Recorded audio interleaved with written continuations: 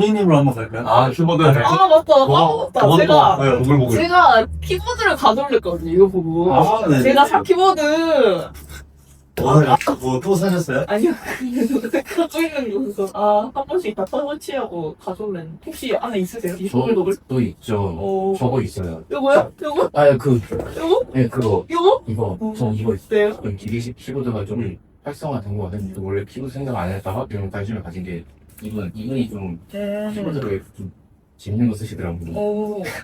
저게 그 블루투스도 되고 막 한 3개 정도 쓸 수 있어요. 좋다. 그래서 막 바로바로 막 데스크탑도 되고 이거 태블릿도 되고 핸드폰까지 돼가지고 근데 백상으로 그만 저거 단점이 키가 없어요. 그래서 키 위에 있는 것만 써야 돼서 아, 숫자 패드가. 네 맞아요. 아. 그래서 제가 맥스를 쓰는 건 아니야 쓰긴 하는데 이게 풀베어도 있지 않나요? 근데 저 그냥 저거 샀어요. 왜냐면은 저게 좀 비싸긴 한데 좀 더 싼 거는 막 리터 있는 거 있어가지고 그냥 그거 샀고 그리고 또 저 풀배열로 돼 있는 키보드는 좀 무겁기도 하고 차라리 키보드 2개 연결.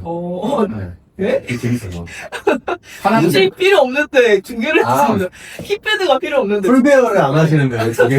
왜냐면은 저거는 가끔 이거 태블릿과 핸드폰 쓸 때 돌려놓은 다음에 일반 키보드는 데스크탑을 쓰는 거예요. 기본이 하나 있고. 사실 돌리기 귀찮을 때 굳이 안 써도 되는데 그래서 그건 데스크탑용 키보드 하다가 태블릿 얘는 연결돼 있으니까 뭐 또 태블릿 하다가. 저 요즘 특히 키보드 막 DIY 되게 활성화되는 거 네, 맞아요. 많더라고요. 막 영상 뭐 저기 전자랜드 코드 뭐고 막 모든 키보드 다 싸우는 거 어떻게 광화문 고문고 뭐 심심할 때 가면은 여기 어쨌든 키보드 조금씩은 깔려 있잖아요. 네. 거기 가서 사람들이 키보드 치는 게 무슨 거의 취미생활 같기도 하고 키보드를 몇 사람들 가서 사과샵 가서 치는 걸까 하는 그런 궁금증은 심지어 요즘 막 키링도 그냥 키캡으로 해서 가지고 다니시는 맞아요. 그런 것도 많이 봤고. 이거 캡 관련된 얘기는 한 번 옛날에 노국님이 하셨었는데 노국님이 뭐라고 했냐면 요즘은 시장에서 가장 잘 먹히는 게 귀여운가 귀여우면 짱이다. 그래서 키캡이 그 키링에 글씨 써 있는 것도 귀엽고 그거를 달고 다니는 것도 귀엽고 다음에 누르면은 뭐 또도도도 소리 나는 것도 귀엽고 그냥 전반적으로 귀엽고 그러니까 그거는 그냥 뭐 의미도 쓸모도 아무것도 없지만 귀여움을 사는 거 귀여워서 돈을 주는 거 약간 이렇게 얘기를 해. 근데 이제 키보드 같은 경우는 좀 그런 거 있는 것 같아. ASMR 그거 살짝 청각적이고, 효과 또 있잖아. 효과 뭔가 심신해. 좋은 소리. 근데 키캡 갑자기 든 생각인데, 우리 세대 기념품인 거. 그러니까 이게 키보드가 어쨌든 없었잖아요. 키보드 있어. 아니, 그러니까 그것도 얼마 안 됐잖아. 원시인들은 뭐 돌 목걸이. 그러니까 원시인의 돌 목걸이가 우리한테는 키캡 같은 거야. 키키키키. 그치? 팬에도 조약금 하면서 소리 냈을 거 아니야. 조개 껍데기 먹으듯이. 짤짤. 근데 이제 그거를 최대한 현대화한 게 키키키링인가? 근데 이 키보드라는 거는 저는 현대적인 거라고 생각을 했어요. 컴퓨터가 나오기 전에는 필요가 없었으니까. 아니면은 그거잖아요. 최소 인쇄할 때. 그때 나온 거기 때문에 되게 현대적인 어떤 키보드 얘기하고 있었습니다. 이게 너무 귀여운데 어쨌든 이 키보드를 어떻게 보면 근데 꾸미는 거라는 건 형태가 완전하게 잡혔을 때 여유를 부릴 수 있는 거라 생각하고 원래는 그 키보드가 그거였잖아요. 이렇게 찍는 거. 그쵸, 인쇄할 때.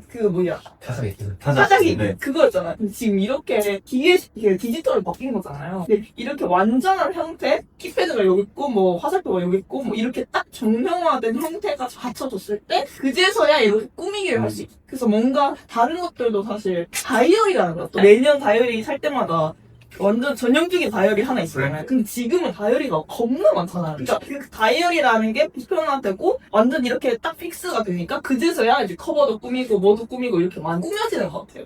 그래서 키보드나 다이어리뿐만 아니라 뭔가 상태가 딱 정해지고 사람들한테 보편화가 되면 그제서야 꾸미는 게 시작되고 이런 생각이 들더라고요. 기능적으로 어쨌든 어느 임계는 넘었기 때문에 네. 꾸밈이 된다. 네. 꾸밈이 된다. 네. 왜냐면 형태는 바뀔까 싶어요. 키보드 형태.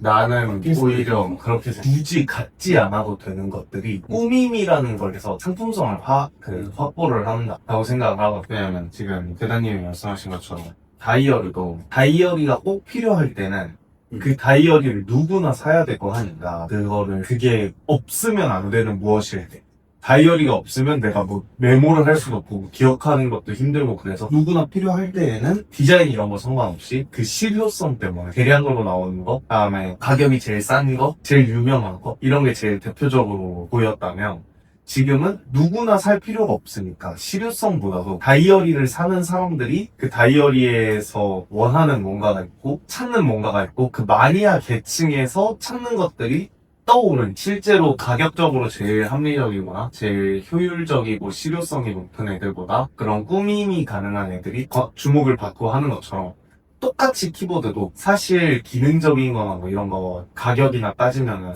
다 로지텍 쓰겠죠. 근데 이제 키보드가 사실 필요하지가 않은 세상이 왔으니까 키보드 없어도 뭐 입력하고 하는 게 충분히 가능하죠. 그러니까 키보드를 사는 사람들은 자기 키보드에 뭐 특별함을 부여를 하고 싶은 거야. 굳이 키보드를 쓰려면 뭔가 특별함이 있어야 돼.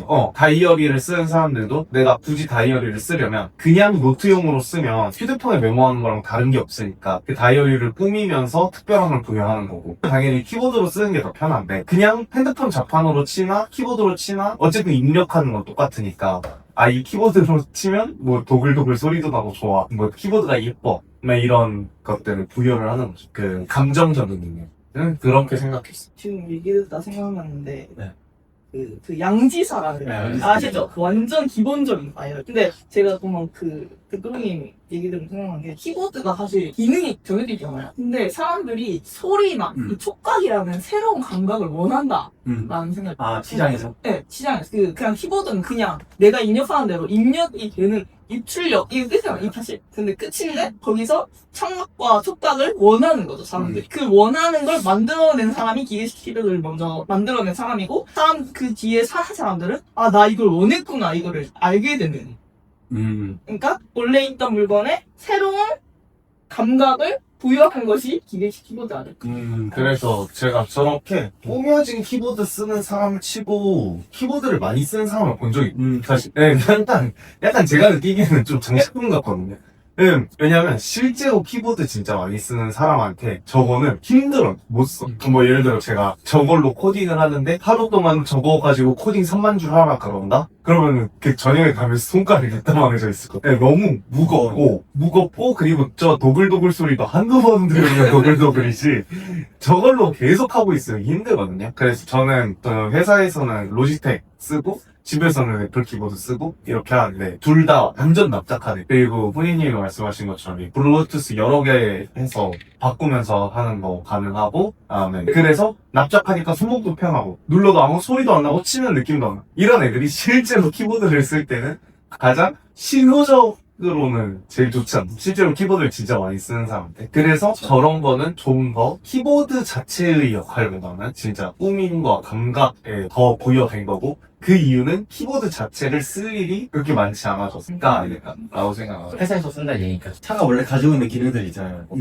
인터페이스라던가 아니면은 그 뒤로 나오는 뭐 배기음이라던가 엔진 소리라던가 이런 게 있는데 그 중에서 키보드는 어쨌든 아까 대단히 말씀하신 것처럼 그런 감각들을 가지고 있었는데 그 감각들을 조금 올려서 아예 새로운 시장이 완전 열렸고 거기로 해서 이제 데그로가 말한 그런 키보드의 유형도 좋아하는 사람이 따로 있고 혹은 뭐 누군가는 또 좀 무거운 키보드, 누군가는 완전 가벼운 그 게이밍 키보드, 아니면 좀 무거운 뭐 보글보글 키보드 이런 걸로 이제 취향을 어쨌든 만들어낸 거라는 거에서 긍정적인 부분이 있는 거거든요. 그러니까 없어도 된다고도 생각하는 그런 시장인데 어쨌든 생긴 거 같아요.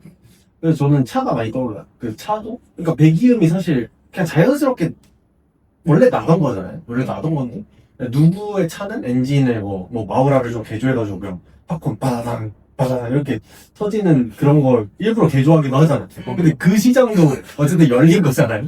그러니까 그런 게 이제 되게 많이 떠오르고 이제 차 색깔도 원래는 뭐 회색 이런 거 많이 썼다면 자기 힘을 좀 보여주고 싶은 그런 욕구가 확실히 요새는 있는 것 같다. 그런 얘기들을 하고 싶었습니다. 그 감각이란 예민해야만 포착할 수 있는 거잖아요. 예를 들어 그 배기음 같은 것도 그냥 원래 나던 청각을 극대화한 게 그런 거고 이것도 원래 나던 타건음이 극대화된 게 그 예민한 원래 사람들마다 청각이 예민한 사람이 있고 뭐 촉각이 예민한 사람, 미각이 예민한 사람 이런 게 있잖아요. 그 예민함을 내가 느끼고 적용하는 게 이 아이템인 것 같다는 생각. 네. 요새는 취향 소비에 가까워지고 있다는 생각이 들었어요. 그냥 정말 진짜 그냥 이상적인 사람들이 이런 거를 골라서 사진 않거든요. 진짜 왜냐면 가격도 비싸고 성능이 그렇다고 얘보다 좋냐? 이게 또 아니기 때문에. 그래서 진짜 아까 대대로 로지텍 쓰는 게 당연하다 했는데 그렇게 될 것 같은데 이런 거를 이제 찾아서 골라 쓰고 난 이게 좋아하는 게 되게 취향 소비 가까워진. 그리고 실제로 매장도 되게 많이 늘었잖아요. 이거 오프라인으로. 그런 생각이 많이 들었습니다. 회사에서 예를 들어 내가 신형 태블릿을 새로 샀어. 써. 그러면 멀리서 이렇게 봐도 겔탭이네, 아이패드네 하고 끝나요. 근데 뭐 내가 키보드를 새로 사왔어. 키보드를 바꿔. 그러면 여기저기서 와서 대성님 키보드 뭐예요? 눌러봐도 돼요? 대성님 이거 뭐 무슨 축이에요? 그럼 막 이거 뭐 무슨 축이고 뭐 스위치는 뭐고 막 뭐고 막 이렇게 설명해 줄 것들이 많잖아요. 그냥 단순하게 말하고 끝나는 게 아니라 그러다 보면 위시할 수 있는 포인트가 있어요. 그러니까 왜냐면 오히려 키보드보다 훨씬 비싼 뭐 태블릿, 핸드폰 이런 거는 내가 굳이 설명 안 해도 사람들이 이미 보편적으로 다 아니까 그냥 지나가면서 내가 핸드폰 쓰고 있는 것만 보면 이번에 새로 나온 아이폰은 바꾸셨네? 하고 끝난단 말이에요. 그래서 나싱은 써야 나싱 정도는 써야 폰 워닝 정도를 써야 이거 뭐예요? 이렇게 되지. 그게 보통 안 나오는데 키보드 같은 경우는 그런 요소가 있다. 그리고 나싱 폰이어도 이걸 설명할 때 이게 뭐 어디서 어떻게 생산한 거고 제조 방식이 어떻고 뭐 안에 뭐 그 CPU는 뭐가 들어가고 이런 식으로 말은 안 하죠. 그냥 이거 뭐 어디서 만든 그냥 핸드폰이에요. 그러면 끝날 텐데 키보드는 그런 요소들에 대해 설명할 것들이 생긴다. 그러니까 자동차 매니아들이 자동차보다 바이크가 비쌀 수도 있네요. 바이크 매니아들이 막 몇 기통 몇 cc 이런 거 하는 것처럼 키보드도 좀 그런 영역에 들어가지 않아? 생각. 애들이 회사를 갔을 때 여전히 업무를 지금처럼 데스크톱으로 할까 하는 그 물음표는 있긴 하거든요. 왜냐면 그때 뭐 인공지능 이런 거 쓰고 막 그 서버 원격으로 접속해서 다 할 수 있다라고 하면은 업무를 그냥 핸드폰이나 태블릿 같은 걸로 하고 끝낼 수도 있을 것 같아서 그게 훨씬 더 그 회사 입장에서 비용도 싸고 그러니까 점점 더 저게 되게 장식품처럼 될 것 같은 느낌. 그거 현대인의 선물. 그래서 나중에 진짜 한 20년 뒤에 지금 애기들이 직장을 갈 때에는 그 애기들이 키보드를 쓴다라는 게 우리 그냥 자리에서 이거 전화기 쓰는 거 유선 전화기 쓰는 것만으로도 사무실에서 엄청 신기한 일이거든요. 10년만 지 약간 그런 느낌으로 컴퓨터 쓰는 그 직무는 근데 저 팀은 컴퓨터 쓰는데 근데 나는 왜 컴퓨터 안 줌? 이러면서 야 설계팀은 컴퓨터 쓰는데 좀 더 나도 설계팀 가고 싶다. 이렇게 될 수도 있잖아. 오히려 네. 그럴 수도 있겠네요. 그냥 제가 느끼기에 분석팀 이런 데는 컴퓨터 쓰는 거보다 태블릿 쓰는 게 훨씬 빠를 것 같아요. 왜냐면 손으로 할 수 있는 것들이 있으니까. 컴퓨터랑은 내가 손으로 인터랙트를 못하잖아. 태블릿은 이렇게 막 만지고 줄였다 늘렸다 이게 훨씬 편하니까. 그렇게 되지 않아요. 저도 이 키보드를 사면서 볼 때마다 기분 좋아지고 뭔가 그런 경험은 했어가지고 이게 이해가 되는 그런 주제였습니다. 좋네요. 첫 주제로 다시 가볼까요? 네. 최다님이 3분이 안 되는 이 형의 영상 하나로 사람을 어떤 특별한 감정까지 드는 것. 음악은 사람을 마음을 움직인다는 측면에서 참 내가 사실 그냥 노래 좋아서 같이 듣고 싶었어. 틀어드리겠습니다. 근데 이게 뮤직비디오를 보면 여기 뮤직비디오고 네. 어쨌든 네. 그러니까 저는 조금 가사를 되게 보는 사람인데 좀 아예 안 보고 한국을 네. 그냥 무슨 노래지? 그래서 그 헤일메리 봤을 때 그때 그 노래를 제가 정말 많이 들어요. 근데 거기서 가사를 처음 보고 그래서 우는 거예요. 사실 저 가사는 저한테 중요한 건 아니고 노래가 좋아요. 멜로디가 좋다. 네, 노래가 좋고 저 시간대가 뮤직비디오가 그냥 이거거든요. 기차 이제 문 앞에 앉아서 계속 이렇게 노래를 부르고 기타를 치면서 노래를 부르는데 그 뒷 배경이 제가 제일 좋아하는 시간대예요. 해지는 시간대. 그리고 이게 원래 노래에 그게 좀 익혀진 것 같은데 그 뒷 소음 같은 게 되게 현장감 느껴지고 청량함이 잘 담겨있다. 그 노래 진짜 좋아. 하는 근데 가사를 엄청 뭐 추천할 때 가사, 노래, 너 사람 어떤 삶을 살아야 정말 음악을 만들었냐고 이러는데 저는 뭐 엄청 가사 보고 음악이 좋든 나쁘든 가사는 보고 아 음악은 그리고 가사를 보고 좋아서 가사가 좋아서 음악이 좋아지는 경우도 있어. 그쵸. 네. 음악만 처음에 들었을 때는 별 생각 없다가 처음 듣는 노래다 그러면은 그냥 무조건 열어서 가사를 보면서 들어. 그러고 가사가 좋아서 그냥 음악을 좋다 이렇게 하는 경우가 많아요. 그 노래가 3분이라 치면 3분을 온전히 그 음악에 집중을 하고 맞아요. 그 음악만 듣죠. 멜로디 vs 가사. 근데 사실 멜로디가 좋은 거를 듣는다라는 거는 한 요소를 뺀 거 아니에요? 왜냐면 만약에 그렇다 치면 호흡이 안 돼. 그냥 연주곡 들으면 되는데 사람 목소리가 있어. 그러니까 그 사람 목소리 그러면 그 목소리가 뭐 히브리어 이런 거는 상관이 없어. 그냥 내가 전혀 못 알아듣는 거여도 상관이 없는 거죠. 없는데? 그러니까. 그 남미노 이런 거 많이 들어요. 대박. 아예 무슨 말인지 뭐 못 브라질리안 펑크 이런 거? 근데 그럼 아예 무슨 말인지 모를 때 안 듣는데요? 그래서 이제 가사 머리에서 한번 쓱 보는데 그것도 자세히 하고.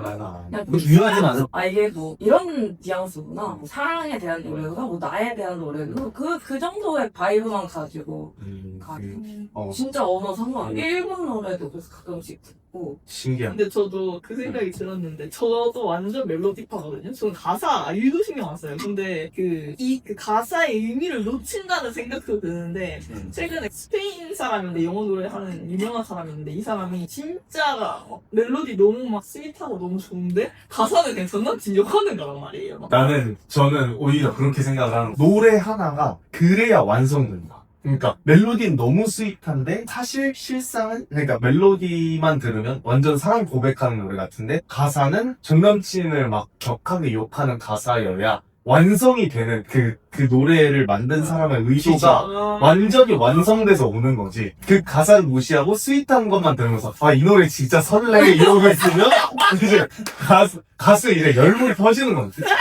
근데 이게 그게 아닌데 하고. 근데 그게 예술 아니야. 그러니까 창작자 편이고, 그러니까 소비자 편이고. 소비자가 아니죠. 관중이죠. 그죠, 관중이나 어쨌든 보여지는 사람. 그러니까 근데 그러니까 데이식스 그 Congratulation이라는 노래 있잖아요. 근데 전 그게 완전 해피한 노래인 줄 알았어요.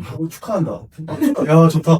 이게 그런 노래인 줄 알았어. 근데 그거 사실 가사 한 줄만 봐도 그게 진짜 조롱이 완전 조롱송 그게 완전 조롱송이거든요. 날 떠난 너가 넌 참 대단해 뭐 이런 느낌이거든. 그러니까 원래 보통 진짜 웃긴 거. Congratulation 넌 참 대단해가 한국 문화권에서 축하해 넌 참 대단해면 무조건 조롱이네요. Congratulation 넌 참 대단해 이게 섞여갔어. 무조건 조롱이야 이거. 네. 대화면도 좋고. 무조건 조롱. 그냥 대화할 때 제가 뭐 늑구맨이랑 대화하다가 야 Congratulation 넌 참 대단하다. 그냥 이건 무조건 조롱이거든. 잘한다 이거. 무조건 조롱이거든. 그때 그걸 많이 느낀 것 같아요. 아니, 저도 그냥 가사를 흘려들었는데 이 노래가 아예 그냥 그 전에 사귀었던 사람을 좀 이렇게 조롱하는 노래였던 거예요. 그래서 그때 딱 그 괴리가 맞춰지는 느낌. 이걸 내 마음대로 들으면은 이렇게 될 수도 있다. 심지어 영어는 제가 바로 해석이 안 될 수도 있는데 그런 것도 알았어. 요새 막 릴스에 많이 쓰이는 펑크 같은 거는 이제 브라질이나 멕시코 이런 데서 많이 나오거든요. 근데 얘네 노래는 그냥 거의 뭔가 19금 내용이에요. 근데 그 비트나 이런 건 되게 좋아. 그러니까 이걸 대조 와이처럼 온전하게 이걸 다 즐기는 건 아니구나. 뭐 그런 느낌도 들면서 가사를 많이 봐요. 애기들이 부르고 있어. 바쏘 베쏘 이런 거 있잖아요. 그런 거 되게 파티 음악이랑 파티에서 뭔가 난잡한 그런 느낌인데. 그러니까 어쨌든 그런 걸 보면서 저도 가사를 챙겨보게 되는 그런 계기가 됐어요. 예, 저는 그 음악을 어릴 때 진짜 좋아했었고 지금은 잘 안 듣거든요. 잘 안 들은 지 한 3년 된 것 같아요. 그 이유가 음악 하나를 들을 때 너무 집중해서 들어서 힘들어요.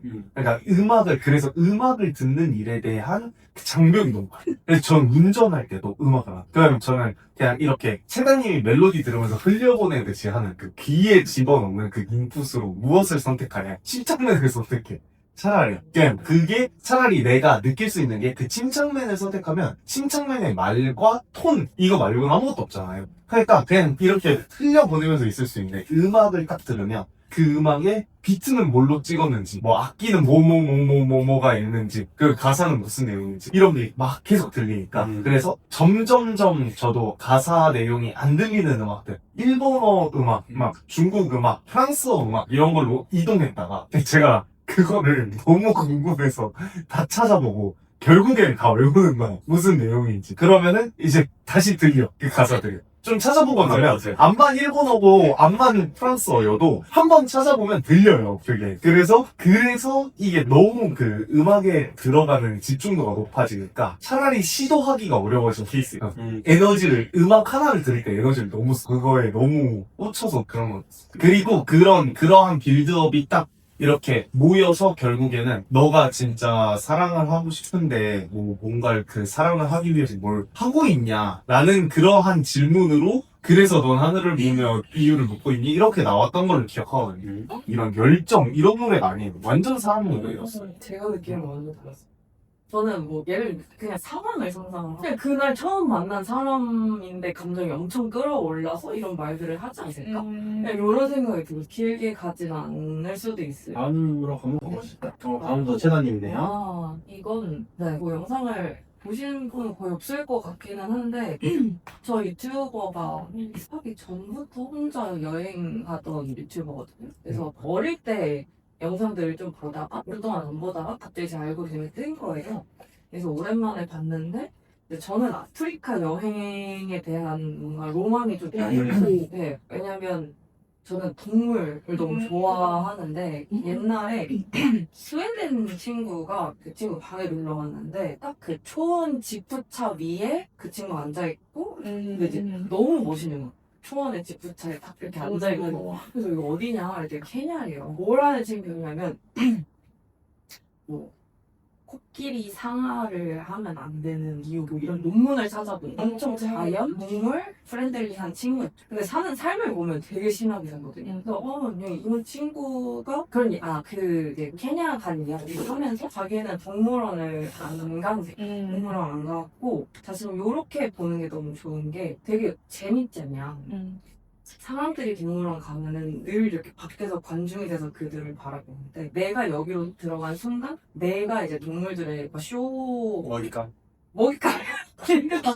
그 스테이지 위에 있는 사람이 내가 들어가니까. 네.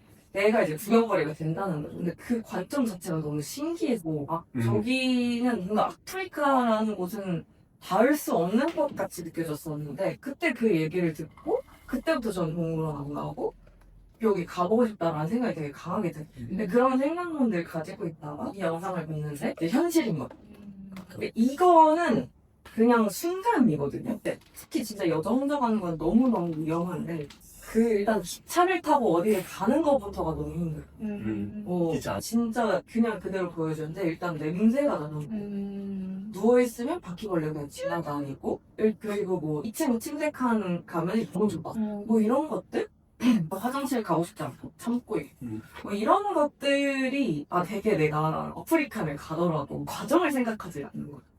딱 그냥 좋은 상태. 네, 그냥 그 지프차에서 로망. 바라보는 그 상태만 상상을 하고 거기까지 어떻게 닿을지는 너무나 이상적으로 생각해요. 근데 사실 뭐 아프리카를 저렇게 가는 사람도 있지만 좀 편하게 가는 사람도 있고 그럼요, 요새. 하고 투어로 하고 묵는 곳은 호텔로 하고 근데 이게 되게 모순적인 게 저런 곳 가면 진짜 날 것을 느끼고 싶어서 저는 가고 싶다고 생각을 하거든요. 근데 그런 걸 잘 느끼기 위해서는 나는 어느 정도 좋은 것들을 선택을 해야 돼. 이게 되게 스스로 엄청 위선적인 거예요. 근데 그게 너무 싫거든. 나는 어쩔 수가 없나. 왜냐면 저는 이렇게 보면 저런 거 한번 느껴보고 싶다. 이런 생각을 하다가도 제 과거 행보를 보잖아요. 그럼 뭐 저는 이제 베트남 오래 살았으니까 베트남에서도 어느 정도 그 허용되는 범위들은 있는데 그 선을 지나가면 코를 막고 다닌다, 뭐 숨을 안 쉰다던가 약간 사람들을 일부러 눈 안 마주친다 그런 모습들이 스스로한테 있는 걸 아니까 저기 가면 나는 진짜 다음 저 사람들 때릴 수도 있겠다 이런 생각까지 들어서 이러면서 할 수 있겠다는 생각이 들면서 그냥 제 로망과 내 스스로를 좀 같이 볼 수 있었던 영상이 약간 메타인지일 수 있었던 영상. 메타이어지. 좋네. 그리고 궁금해서 여러분들이 가지고 있는 뭔가 꿈의 여행지가 있는지 그 사실 요거 올릴 때는 그거 물어보고 싶어서 올린 거였어요. 저는 엄청 좋은 곳들도 가고 싶긴 하고 산다면 아프리카 말고 다른 데 살고 싶지만 진짜 가고 싶긴 하거든요. 그러니까 요즘 그래서인지 모르겠고, 그 아프리카에 어쨌든 지금 자본이 꽤 많이 들어가고 있긴 하거든. 그래서 실제로 그러니까 관광하는 모습이 많이 나오긴 하더라고요, 유튜브나 이런 데. 지금 저 아저씨 저 핑크 선글라스만 봐도 지금 자본이 느껴져요. 그리고 이제 그 뒷배가 또 중국이라는 그런 큰 얘기도 있고. 어쨌든 아프리카도 개발이 돼야 되긴 하니까. 어쨌든 근데 태사님 말이 되게 공감이 되네요. 그 실제와 어떤 이상 여행 갈 때. 그러니까 사실 자연을 보러 갔는데 기차에서 바퀴 벌렸어. 저는 당연히 감수해야 되지 않나? 이런 생각이긴 하거든요. 그러니까 당연하게 그걸 보러 갔는데 그러니까 본인이 거기로 가놓고 어이씨 이러고 그거 너무 뭔가 그거는 옛날에 막 옛날에 우리 막 전쟁 끝나고 만약에 미국인이 한국 왔을 때 막 이거랑 솔직히 다를 게 없다고 생각하거든요. 그러니까 그거는 이제 그 괴리가 느껴졌다는 게 되게 공감이 되긴 해요. 내가 보기에 채나님 그냥 한 70년 전 대한민국으로 거두면 바로 가고 하면서 네. 그리고 얼마 전에 프렌이 무슨 얘기를 하다가 본인의 생명이나 생명이나 안전에 위협받으면서 여행하고 싶은 마음이 없다라는 맞아요. 그러니까 네. 그런 얘기였었나? 그게 소매치기 그러니까 여행지를 정할 때, 그러니까 여행을 할 때 안전이 신경 쓰게 되면은 내가 너무나 많은 신경을 세우고 해야 되니까. 그러니까 그게 아닌 여행지. 재미가 없어지는 거. 그러니까 죽으면 안 되잖아. 저런데 만약에 제가 가요. 그거를 본 게 무슨 아프리카 가장 가난한 국가 간 그 사람이 있어요. 남자인데. 근데 그걸 보면서 내가 느낀 게 그냥 차 이렇게 납치해서 간 아무도 몰라. 그냥 소원이니까. 그런 생각도 막 들면서 되게 거기에 이제 신경을 쏟게 되면 딴 거를 아예 못 볼 것 같아가지고 그런 여행지는 내가 이런 걸로 만족을 해야겠다. 이런 생각이었거든요. 그러니까 여행을 하게 되면은 우리가 굉장한 그런 안전 스위치를 끄게 된다고 저는 생각을 하거든요. 그러니까 좀 더 과감해지고 소비에 있어서 이 정도는 쓸 수 있지 이런 것들이 좀 되게 되면서 저는 여행을 할 때 한 번도 안전이 1순위였던 적이 없는데 그 얘기를 듣고 맞네 저게 맞는 말이네 라는 생각이 들어서 그 얘기를 듣고 나서 이걸 보고 좀 더 제 생각의 흐름이 이렇게 갔을 수도 있겠다는 생각이 저도 기억하는 게 프랑스 여행 내가 소매치기 당할까봐 뭔가 약간 그런 거 있잖아. 배그로 소매치기 한다고요? 그러니까 걸어 다니면서 목재가 나를 털사고 하는 것 같은데 라는 생각만 하다가 파리가 끝났어. 그러니까 그래서 파리에서 여행을 뭘 했는지가 기억이 안 나요. 어디 갔는지 뭘 했는지가 기억이 안 나고 나를 털라고 날 호시탐탐 노리던 애들의 얼굴만 기억이 나. 그러니까 실제로 그 사람들 무고해 아니 근데 또 그렇게 썩 무거운 것까지는 아닌데 내 주머니에 손도 들어오고 막 그랬어요. 그러니까 그걸 처음엔 나도 야 너 소매치기 잡으면 되지 이렇게 생각을 했다가 잡으면 되지라고 생각을 했다가 가서 지하철에서 지하철 문 열리는데 플랫폼에서 누가 지하철 안에 있는 사람 휴대폰 잡아서 튀는 거 직관하고 그 버스 안에서 내 주머니에 손 들어오고 걸어가는데 갑자기 여자애들 5명이서 우르르 와가지고 우리한테 몸통 박치기 하면서 둘러싸고 막 이런 것들을 겪고 그때부터는 머릿속에 엠펜타비고 음식이고가 사라진 거야. 그냥 저놈이다. 이러면서 그러면 다가올 때부터 이렇게 쳐다보고 있어. 니 뭐 어쩔 건데? 와 약간 이러면서 그것만 하고 있는 거야. 그러다가 파리가 끝났어요. 그래서 저는 이제 파리를 생각하면 좋았거든요. 특히 어디서 좋았냐? 르브르와 오르세에서. 왜냐? 거긴 티켓이 있으니까 그 안은 아무것도 없거든.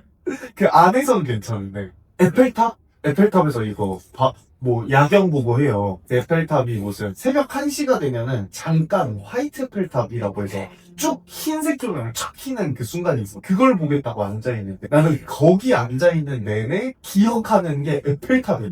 그 앞에서 그 팔찌 파는 애들 기억이 나. 근데 그 팔찌 파는 애들이 어떻게 파냐면 와서 잡고 손목에 팔찌를 채워요. 그러면서 돈 들어. 돈 안 주고 그냥 가면은 물 뿌리고 침 뱉고 막 난리가 나. 그게 귀찮게 하는 거구나. 동네에.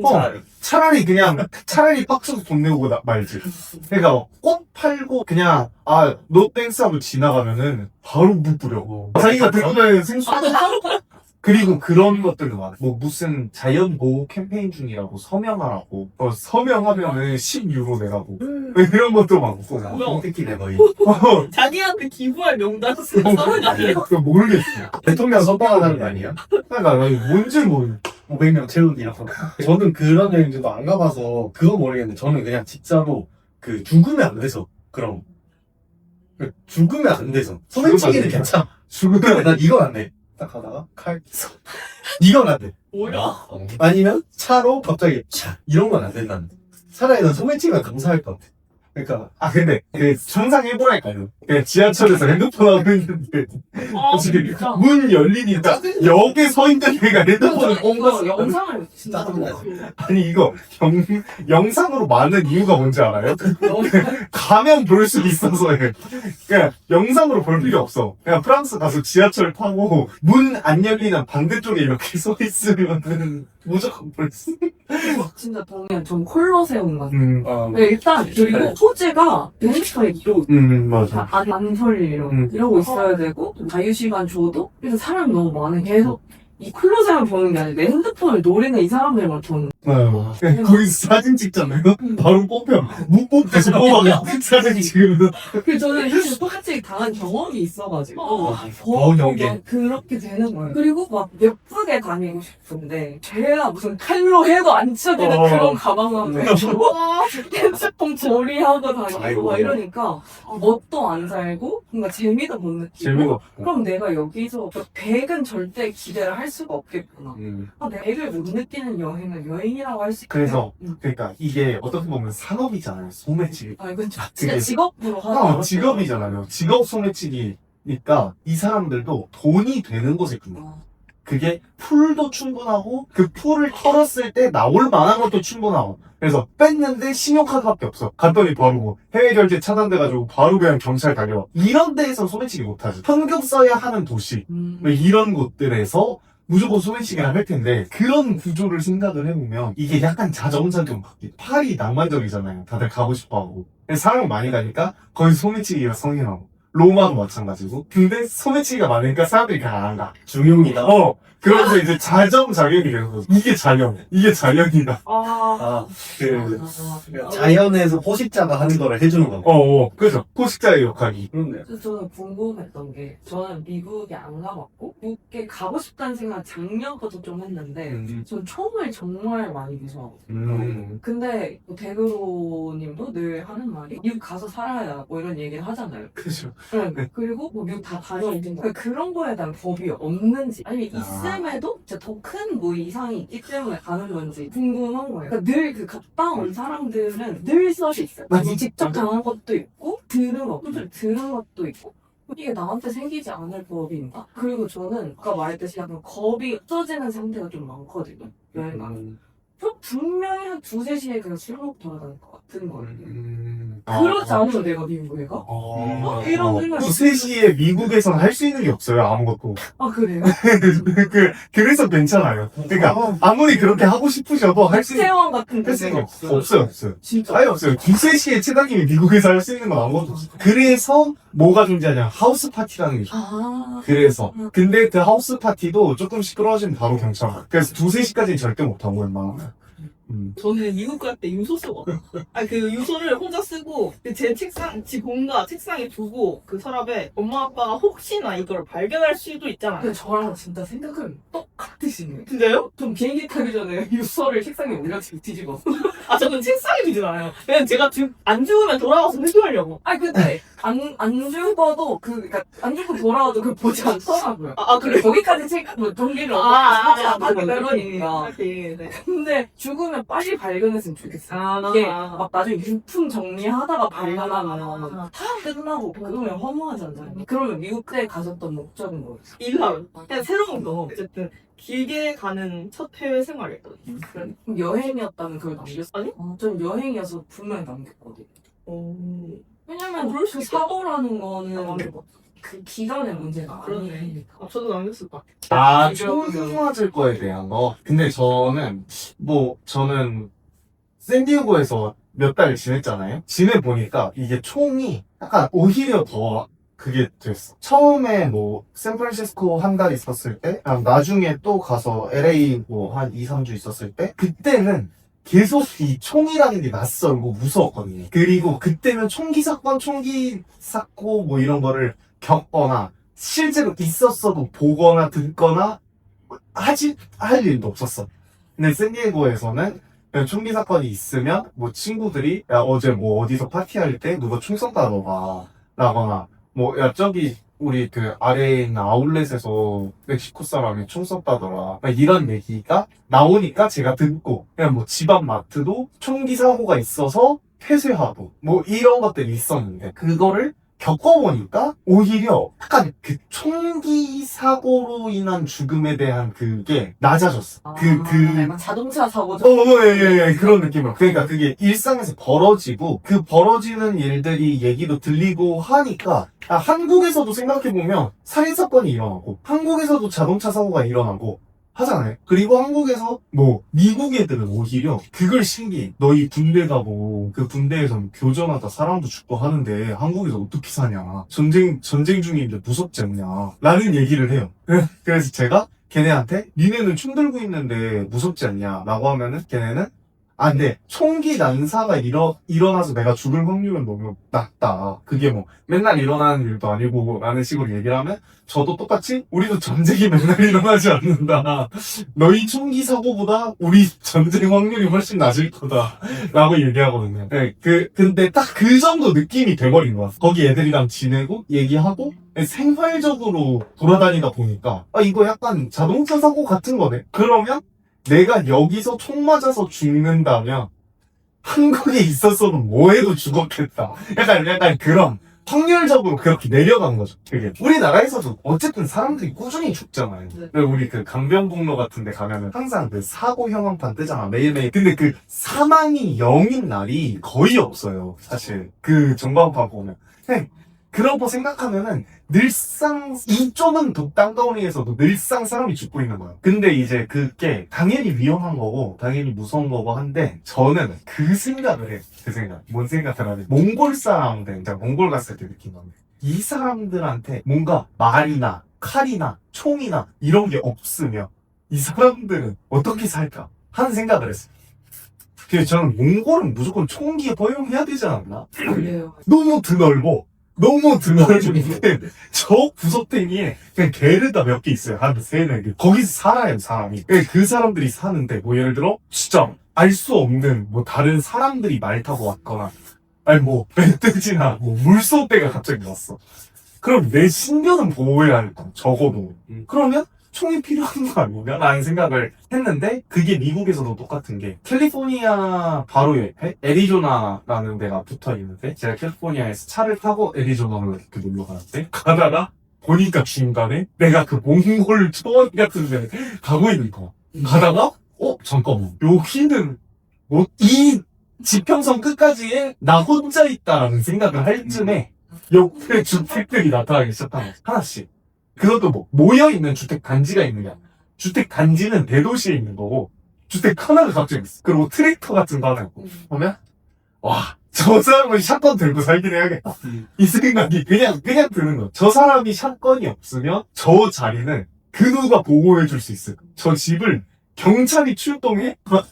뭐 경찰이 출동을 해. 거기에 세콤을 하면 세콤이 뭐 어쩔 건데 3시간 걸려. 뭐 어쩔 건데. 그러니까 약간 그런 면에서 이해도 돼. 그런 게 있었어. 그래서 옛날에 그 서부개척 시대 할 때 그 아마 뭐 말인가 뭘 죽이면은 그냥 바로 사형이었었거든요. 맞아요. 말이 그 사연이. 그러니까 이동수단이니까 어쨌든 말을 죽이면 그 사람을 죽인 거랑 똑같거든. 그 이제 그러니까 좀 그 납득하게 됐다.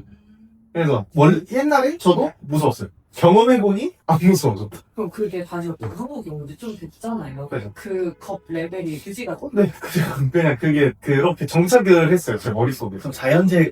자연재해 자연재해. 느끼고. 자연재해 그렇네요. 제가 뭐 갑자기 어느 날 이렇게 다니다가 심장마비로 죽어. 근데 심장마비로 죽을까봐 무서워서 계속 뭐 두려워하면서 살 수는 없잖아요. 인간으로 태어났으니까. 살아계속. 네, 뭐 그럴 수가 없으니까. 그냥 그 정도로 내려온. 그리고 미국을 갔던 이유가 생활적으로 미국에서 잘 있을 수 있을까라는 생각. 뭔가 그 문화적인 적응과 이런 게 목표였고 그걸 어쨌든 달성한 것 같아서. 어쨌든 또 전쟁 이야기. 좀 간단하게. 어떻게 보면 이 전쟁으로 모든 게 끝난 거잖아요. 이 영화도 나온 게 1970년대 소련이랑 미국이 협작해서 만든 진짜 옛날 영화거든요. 오. 네, 그 영화. 근데 저 영화가 사업성이랑 다큐성을 절반 섞어놔가지고 사업성을 처참하게 실패했거든요. 그래서 어떻게 보면 나폴레옹을 다룬 영화가 되게 안 나와요.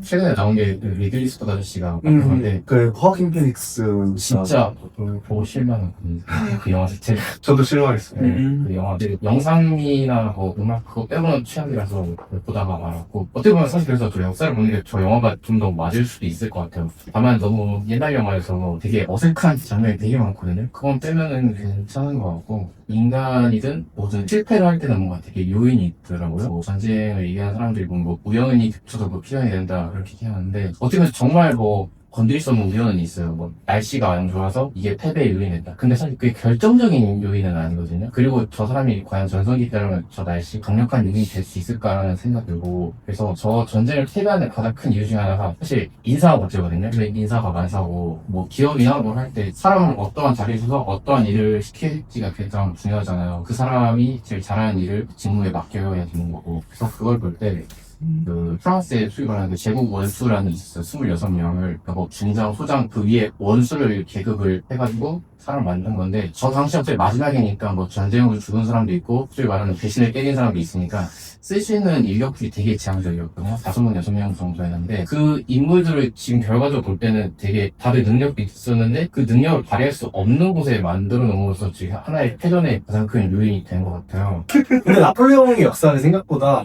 잘 모를 거면. 그죠? 절대 모르죠. 제가 특히 저 역사를 좋아하는 게 너무 옛날에 진짜 너무 옛날에서 지금 맞아. 현실에 대입하기 너무 어렵고 너무 그러니까 뭐 1차 세계대전, 2차 세계대전은 너무 최신이라서 수업하고. 네, 그리고 또 상황도 정말 진짜 세계대전이어서 이거를 지금에 대입하기는 좀 어려울 것 같아서 저 때가 그나마 제일 괜찮은 것 같아요.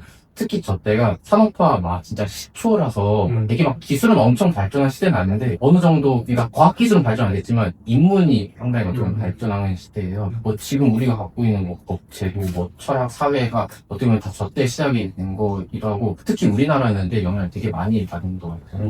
뭐 프랑스에서 독일로 넘어오고 독일에서 일본, 일본에서 우리나라로 넘어온 거니까 그리고 저때 소위 말하는 제국 원수의 전문적인 역량이라는 게 있어요. 군대는 특히 뭐 야전, 그러니까 나가서 직접 싸우는 분인가 참모, 그러니까 말 그대로 그 나폴레옹을 보조하는 사람이 있어야 되는데 이 나폴레옹이 가장 결정적인 문제, 소위 말하는 참모진이니까 보조하는 애들을 되게 잘 써야 되는데 그러니까 참모장을 그 야전의 전문가를 참모장으로 쓴 거예요. 그 사람이 쓰거든요. 왜냐면 이게 제일 큰 문제가 뭐냐면 나폴레옹이 폴시카 사람이어서 네. 프랑스 기준으로 되게 사투리도 아니죠. 폴시카는 원래 저기 이탈리아 땅이었으니까 막 이탈리아 억양 쓰면서 막 그냥 자기 마음대로 막 명령을 내요. 그럼 밑에 사람들 못 알아듣거든요. 근데 예전에 저 아저씨 참모장을 했던 사람은 그거를 다 의도를 파악해서 정말 군대 작전 명령대로 하달을 했으니까 되게 정확하게 이루어졌는데 그게 안 됐다는 게 가장 큰 문제 중에 하나고 그리고 그럼 이 슐트라는 장군이 워터루 전투에는 없었어요. 있었죠. 이 아저씨가 참모장을 그래서 이 아저씨가 말을 못 알아들었다. 그게 문제구나. 그러니까 안 해본 일을 하니까 사람이 적응을 못한 게 가장 큰 문제였고 그 나가서 싸우던 사람은 갑자기 작전 짜라니까 그냥 하면 되는 거 아니야? 맞아. 저만인데요. 그냥 just do it 대박에 그러니까 내가 알아서 하면 된다라는 마인드를 가지면 다시 나. 그러면 실패하겠죠. 그리고 네이라는 장면인데 이 사람이 누구냐면 러시아 왕정을 망하고 나서 어쨌든 마지막으로 누군가 나왔을 거 아니에요 거기서 그게 바로 이 사람이거든요. 그래서 나폴레옹이 이 사람 뭐 용감한 자라는 것도 좀 되게 명예로 칭을 지금 그 학자들이 얘기하면 이 사람이 그때 뭔가 PTSD가 있지 않았나 생각을 하더라고요. 왜냐면은 이때 이 네이 장군이 사실 마지막, 그러니까, 예전에 나폴레옹이 처음에 망하기 전에 배신을 하는 사람이에요. 그러니까, 황제 자리 내놔라, 때려쳐라. 그렇게 한 사람이어서, 그러면 사실 신뢰를 이 상황에서 못 받은 상황이었죠? 근데 이 사람이 되게 막, 상황에서 되게 충동적인 모습을 많이 보여줬다고 해요. 그거를 지금 심리학적 관점에서 보면은, 아, 이 사람이 전쟁에서 뭔가 심리적으로 안정되지 못한 상황이 있었구나, 라는 걸 보여줬는데, 문제는 이 워털루 상황에서 나폴레옹이 건강이 안 좋으니까 이 네이한테 모든 걸 다 맡겨요. 얘도 상태가 안 좋은데. 그래서 문제 중에 하나였고, 그리고 이 전투에서 되게 유명한 말이 있어요. 그루시는 어디 갔냐는 말이 있는데, 그루시가 뭐냐면 얘는 기병사령관이었거든요. 근데 얘를 워터루 전투 직전에 원수로 만들어요. 그러니까 네. 해군을 기준으로 하면 뭐냐면 함장을 뜬금없이 사령관이 시킵니다. 어떤 사람은 그러니까 자기가 아는 것만 알고 자기가 모르는 거 정말 몰라요. 말만 한 사람인데. 말만 네. 하는. 그러니까 기병사령관이 뭐냐면 지시를 내리면 말 그대로 그것만 하면 돼.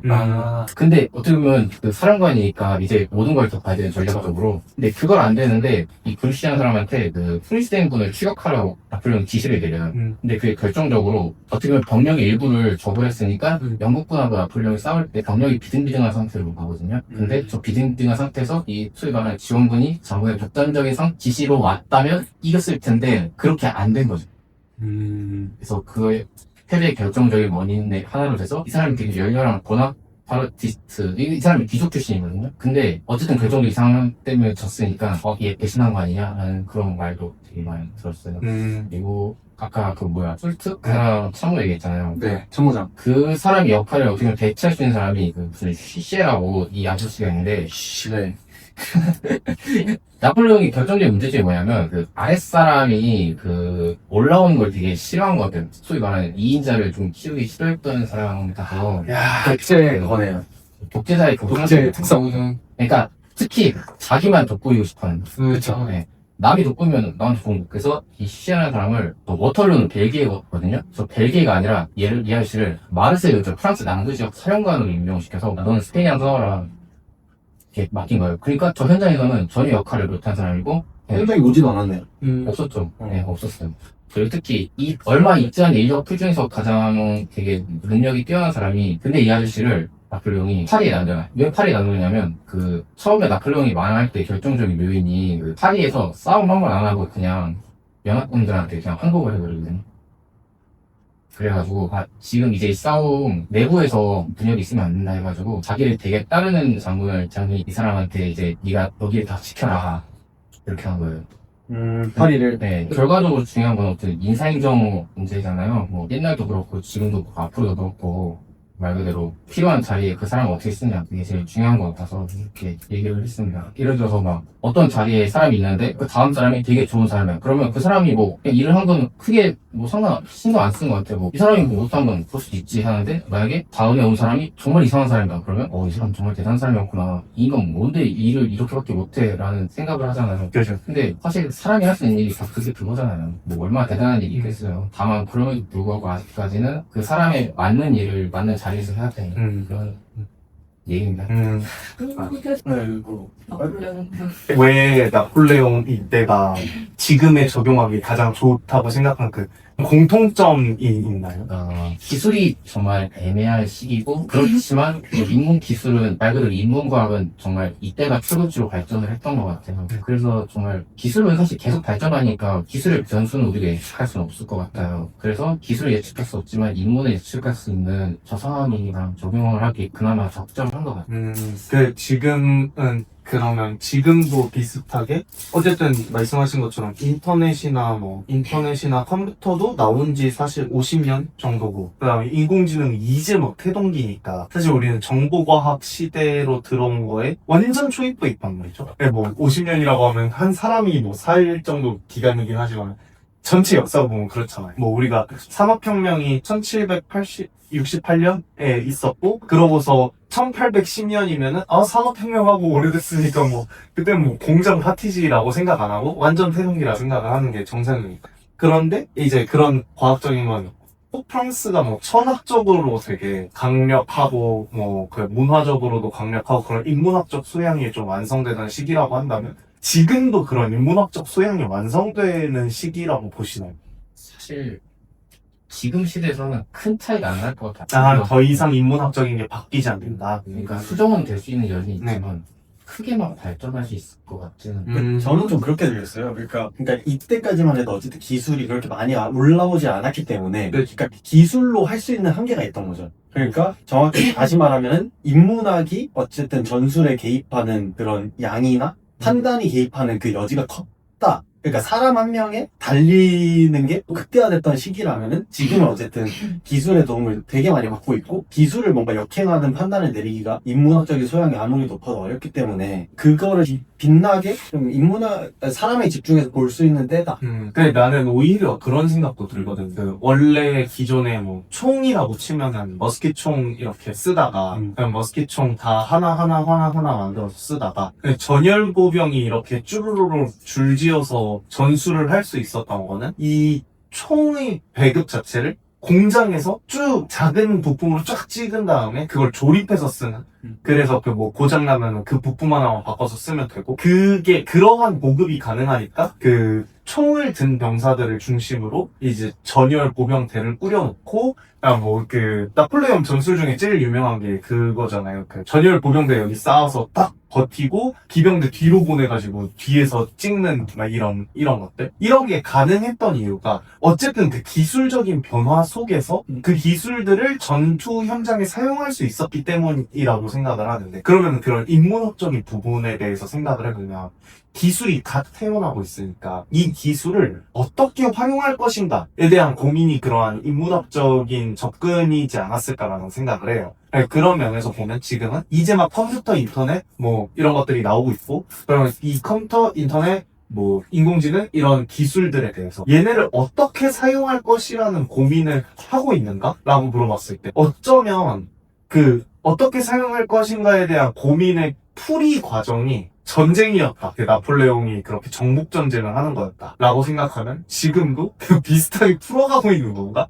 하는 생각도 들었어요. 왜냐면 전쟁에서 인공지능, 뭐 빅데이터, 디지털 트윈, 드론, 뭐 이런 온갖 기술들을 다 직역적으로 쓰고 있는데, 이게 어떻게 보면 지금의 새롭게 태동하는 기술의 방향성 자체를 설정하고 있는 거예요. 그러니까 그래서 그분들도 당연히 그걸 할 수는 있을 것 같아요.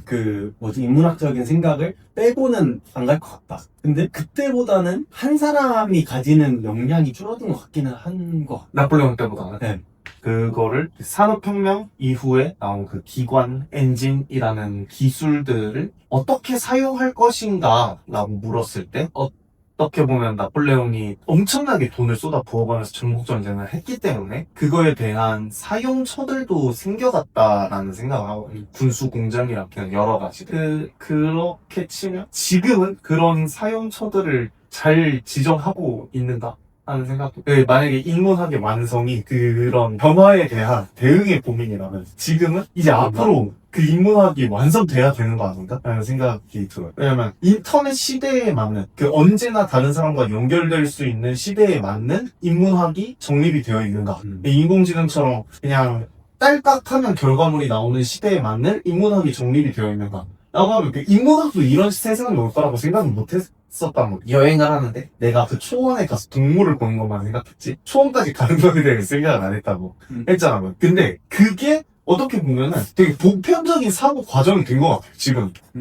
왜냐면 내가 뭔가를 결과물을 얻는 거에 대한 생각하지, 그 결과물을 얻기 위해 뭐가 있는지 신경 쓰지 않아도 되는 세상으로 되게 빠르게 빨려 들어가는 것 같거든요. 제가 그걸 느낀 건 한 2016년 정도부터였던 것 같고, 그래서 내가 유튜브에서 영상을 보는 걸 생각하지, 이 영상이 어떻게 만들어졌을까? 어쩌다 나한테 표시가 될까? 왜 나한테 전달됐을까? 이런 거 생각 안 하고, 심지어는 인공지능한테 시키면, 보고서 이렇게 정리해달라 시키면, 정리해준 결과물만 생각하지, 그걸 정리해가는 과정에서 뭘 얻을 수 있을지에 대한 생각은 아예 안 하잖아. 그러니까, 그쪽 방향으로 가고 있는데, 그럼 그렇게만 기술을 쓸 것인가? 이게 흐름이 그렇게 이미 결정이 된 건가? 이거에 대해서 인문학적으로 누군가 생각을 했을 때, 그 방향성이 맞고, 그 방향성으로 가서 사람이 할 역할은 무엇이다라는 걸 설정했는가? 라는 질문이 계속 드는 거예요. 그런 면에 있어서 나폴레옹은 그 기술적으로 할 수 있는 것들, 그러니까 보급의 문제라든지 뭐 군수 물자의 문제라는 것들이 기술 덕분에 어느 정도 해결이 된 시점, 그리고 이때 사람이 해야 하는 역할은 무엇인가에 대해서 좀 새롭게 정의한 게 있을까? 하는 의문이 들었어요. 왜냐면 나폴레옹이 독재자이지만 진짜 천재는 맞잖아요. 사실 전투와 전쟁 뭐 이런 전략에 있어서 나폴레옹의 성과를 무시할 수 있는 사람은 없단 말이죠. 그러면 이 사람이 분명히 되게 많은 부분을 설정을 하고 떠났으니까 천재라고 부르는 걸 거예요. 지금도 나폴레옹의 전술을 그대로 쓰고 있고 이래야 이게 가능한 얘기.